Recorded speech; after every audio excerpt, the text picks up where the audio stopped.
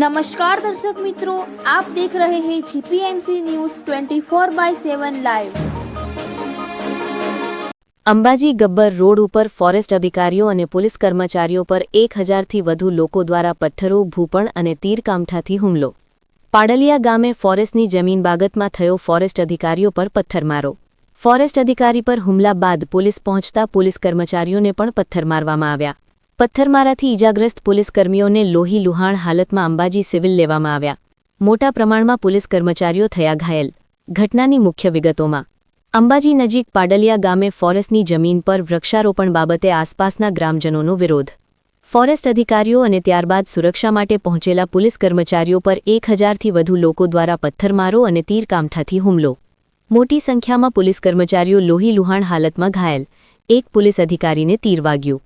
ફોરેસ્ટની ગાડીઓ સળગાવી દેવાઈ અને સરકારી ગાડીઓના ટાયરો ફોડી નાખવામાં આવ્યા। પરિસ્થિતિ પર કાબૂ મેળવવા 50થી વધુ રાઉન્ડ ફાયરિંગ અને 20 જેટના ટીયર ગેસ છોડવામાં આવ્યા। ઇજાગ્રસ્ત પોલીસકર્મીઓને અંબાજી સિવિલ અને ગંભીર કેસોમાં પાલનપુર ખાતે ખસેડવામાં આવ્યા। અંબાજી નજીક પથ્થરમારાના મામલામાં બનાસકાંઠા કલેક્ટર મિહિર પટેલ અંબાજી પહોંચ્યા। અંબાજી સિવિલમાં ઇજાગ્રસ્ત પોલીસ કર્મચારીઓની લીધી મુલાકાત। કલેક્ટર અને અધિક કલેક્ટરે તમામ ઘાયલ પોલીસ કર્મચારીઓની તબિયત પૂછી। દાંતા મામલતદાર સહિતના તાલુકાનું આખું વહીવટી તંત્ર અંબાજી સિવિલ પહોંચ્યું। બનાસકાંઠા કલેક્ટરે મીડિયાને આપી પ્રતિક્રિયા। 9 લોકોને પાલનપુર રેફર કરવામાં આવ્યા છે। કલેક્ટરશ્રીએ જણાવ્યું હતું કે આ હુમલો પૂર્વ આયોજિત હતો। પથ્થર, ભૂપણ અને તીર કામઠા વડે કરવામાં આવ્યો છે હુમલો। હાલમાં આ સમગ્ર ઘટનાની તપાસ પોલીસ કરી રહી છે। હુમલો કરનારને કડકમાં કડક કાર્યવાહી કરીને સજા આપવામાં આવશે। અંબાજી પાડલિયા હુમલા મામલે પોલીસની પ્રેસ કોન્ફરન્સ। સર્વે 9 ફોરેસ્ટ લેન્ડ છે। પ્લાન્ટેશનની કામગીરી ચાલતી હતી। 500 લોકોના ટોળાએ ઝાડ પાડી કર્મીઓને ઘેર્યા। 47 જેટલા કર્મીઓ ઘાયલ। પરિસ્થિતિ કાબૂમાં લેવા જિલ્લાની પોલીસ બોલાવી લેવાઈ। ફોરેસ્ટના 2 વાહનોને નુકસાન કરાયું। આજે બનાવવાળી જગ્યાએ એફએસએલ સાથે પંચનામું થશે। નુકસાનનું પંચનામું થશે। વન વિભાગે પહેલેથી આયોજન કરી રોપાનું વાવેતર કરવા પહોંચ્યા હતા। તપાસમાં વધુ વિગતો બહાર આવશે। 3 કર્મીઓને સિરિયસ સ્થિતિ હતી, હાલ સ્ટેબલ છે। Bureau report, GPMC news 24/7 live Ambaji.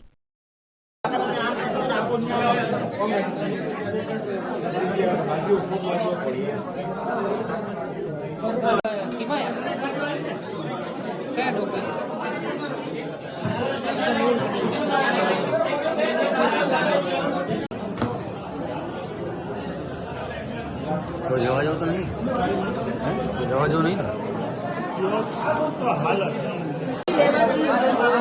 Injection देने लीधा है बाहर आता टक्सा सिस्टर अरे कोई नहीं सेटअप आप खोल दीजिए कि जैसे कि पता हमारे मैंने किया इंजेक्शन ले लेता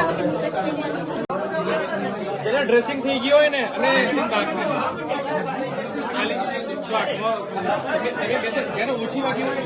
શું ઘટના બની? અમે ગાડી લઈને આવ્યા હતા, ત્યાં બધા ટોળાએ પથ્થરમારો કર્યો, ગાડીઓ સળગાવી દીધી। ગાડીઓ કેટલી સળગાઈ? 2। શું ઘટના શું બની હતી? ઘટના તો કશું નતું, ટોળાએ સીધા જ પથ્થરમારો કરી દીધો, કશું નતું। અને એમાં કેટલાક લોકો ઘાયલ થયા છે? કોણ કોણ છે એમાં? પોલીસના અને ફોરેસ્ટના કેટલાય। અચ્છા, તમારું નામ શું? મારું નામ હીરાબી દલજીભાઈ વાઘેલા। આ પોસ્ટમાં છો? હું ફોરેસ્ટમાં સાઈડના ડ્રાઈવર હતો। તારીખ 13/12/2025 ના રોજ પાડલિયા ગામ ખાતે સર્વે નંબર 9 જે ફોરેસ્ટ ડિપાર્ટમેન્ટની લેન્ડ છે, તો ત્યાં રોપાના વાવેતર અર્થે કામગીરી ચાલુ હતી। અને જે કામગીરી પોલીસના બંદોબસ્ત હેઠળ શરૂ હોય તો ત્યાં રેવન્યુના કર્મચારીઓ પણ હાજર હતા। તો સવારે 8 વાગ્યાથી આ કામગીરી પોલીસ અને રેવન્યુના સંકલનમાં ફોરેસ્ટ દ્વારા ચાલુ હતી।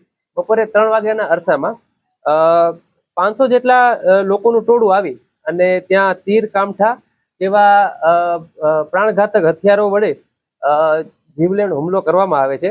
અને એ હુમલા સાથે તેઓએ ઝાડ વગેરે ત્યાં પાડી અને પોલીસ, ફોરેસ્ટ અને રેવન્યુના કર્મચારીઓને ઘેરી અને ગંભીર ઇજાઓ કરેલી હતી।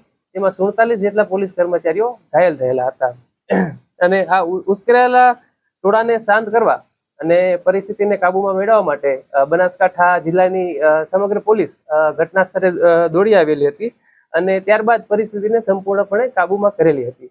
એ બાદ ગઈકાલે રાત્રે 9:30 વાગ્યે અંબાજી પોલીસ સ્ટેશન ખાતે 0625/2025 એફઆઈઆર નોંધી અને બીએનએસની સેક્શન 109, 311, 132, 61(2) તેમજ જીપી એક્ટ 135 અને damage two public property act section 3 અને 7 મુજબ ગુનો દાખલ કરવામાં આવેલો હતો અને આગળની તપાસ ચાલુ છે.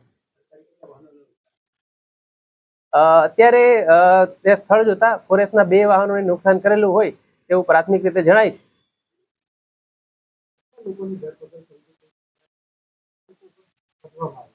અ, 500 જેટલું જે ટોળું હતું તેના વિરુદ્ધ ફરિયાદ નોંધાયેલી છે.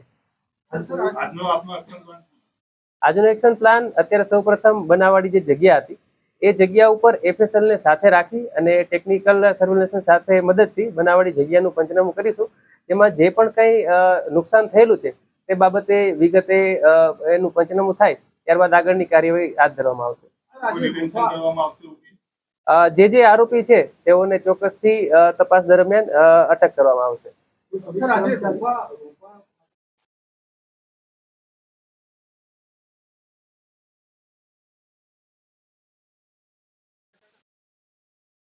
વન વિભાગ દ્વારા પહેલેથી આયોજન કરેલું હતું, જેની અંદર પોલીસ બંદોબસ્ત ફોરેસ્ટ ડિપાર્ટમેન્ટને ફાળવેલો હતો, તેમજ રેવન્યુના એક્ઝિક્યુટિવ મેજિસ્ટ્રેટ પણ ત્યાં સ્થળ ઉપર હાજર હતા. હાલ કોઈની અટક કરેલી નથી અને બને તેટલી વહેલા સ્તરે આપણે અટક કરવાનો પ્રયત્ન કરીશું. અંબાજી સિવિલ હોસ્પિટલ તેમજ માવજત હોસ્પિટલ જે લોકોને રેફર કરવામાં આવેલા છે તેઓને માવજત હોસ્પિટલ પાલનપુર ખાતે ખસેડેલા છે.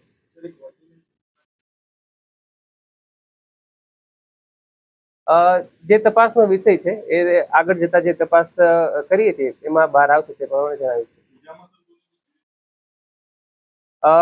3 કર્મચારીઓ છે જેઓને સિરિયસ ઇન્જરી છે, જેમાં એ લોકોની સ્થિતિ ગંભીર હતી પરંતુ હાલ સ્ટેબલ છે.